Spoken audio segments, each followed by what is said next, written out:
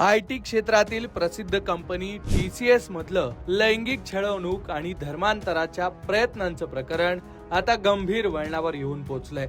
कारण या प्रकरणात SITनं आता चौथ्या पीडितेचा जबाब नोंदवला असून यामध्ये धक्कादायक खुलासे करण्यात आलेले आहेत। या नव्या खुलाशांमुळे सध्या मोठी खळबळ उडाली आहे। महिला कर्मचाऱ्यांचा छळ करण्याचा आरोपींचा हा पॅटर्न कसा होता हे सुद्धा आता या नव्या जबाबातून समोर आलंय। हे सगळं प्रकरण नेमकं काय सविस्तर समजून घेऊ। पीडितेने SIT समोर दिलेल्या जबाबानुसार कंपनीत इंटरनेटचे पासवर्ड हे जाणीवपूर्वक अश्लील भाषेत ठेवले जात होते।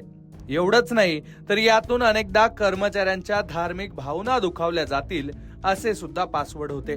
ही सगळी अपभीती पीडितेनं सांगितली आहे। या प्रकरणाचं गांभीर्य लक्षात घेऊन राष्ट्रीय महिला आयोगाच्या सदस्यांनीही पीडितेची भेट घेतली आहे। पीडितेनं जबाबात नमूद केलंय की 3 वर्षांपूर्वी ती ट्रेनी म्हणून रुजू झाली असताना रजा मेनन यानं तिचा छळ सुरू केला। हे सगळं सुरू झाल्यानंतर आपल्यासोबत होत असलेलं अश्लील संभाषण आणि मानसिक छळाबद्दल तिनं ऑपरेशनल मॅनेजर अश्विनी चैनानीकडे तक्रार केली। पण महिला अधिकारी असूनही अश्विनी चैनानीनं या तक्रारीकडे जाणीवपूर्वक दुर्लक्ष केल्याचा आरोप पीडितेनं केलाय।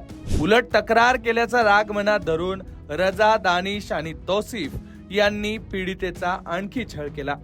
तिला सोशल मीडियावरून त्रास देणं, व्हॉट्सअपवर रात्री उशिरा अश्लील मेसेज करणं आणि कंपनीत तिच्याबद्दल वेगवेगळ्या चुकीच्या अफवा पसरवणं असे अनेक प्रकार पीडितेसोबत घडले। याच्याही पुढे जाऊन पीडितेनं आपल्यासोबत घडलेल्या एका प्रसंगाबद्दल सुद्धा सांगितलंय। गुढीपाडव्याच्या दिवशी साडी नेसून आल्यावर तिच्याशी अश्लील भाषेत संवाद साधून तिला लज्जित करण्यात आल्याचं पीडितेनं आरोप केलाय। दरम्यान या प्रकरणातला मुख्य संशयित आरोपी दानिश एजाज शेख याला न्यायालयाकडून सुद्धा आता मोठा दणका बसलाय। जिल्हा व सत्र न्यायालयानं दानिशचा अंतरिम जामीन फेटाळून लावलाय। सरकारी वकील किरण बेंडबर यांनी न्यायालयात युक्तिवाद केलाय की दानिशवर धार्मिक भावना दुखावणे आणि विनयभंगासारखे तब्बल 9 गंभीर गुन्हे दाखल आहेत। SITनं हा गुन्हा अत्यंत गंभीर असल्याचं न्यायालयात अधोरेखित करून दिलंय। त्यामुळे आता पुढील तपासात आणखी कोणते मोठे मासे गळाला लागणार याकडे सर्वांचं लक्ष लागलंय। पण या प्रकरणाची व्याप्ती पाहता राष्ट्रीय महिला आयोगाच्या सदस्यांनी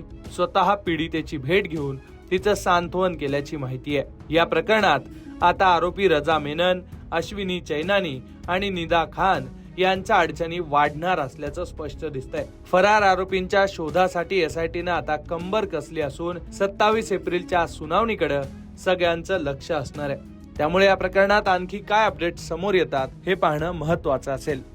नाशिकच्या TCS कंपनीत घडलेल्या या सगळ्या घटनेबद्दल तुम्हाला नेमकं काय वाटतंय ते कमेंट बॉक्स मध्ये नक्की लिहा आणि अशाच घडामोडी जाणून घेण्यासाठी तुम्ही लोकमत पाहत राहा।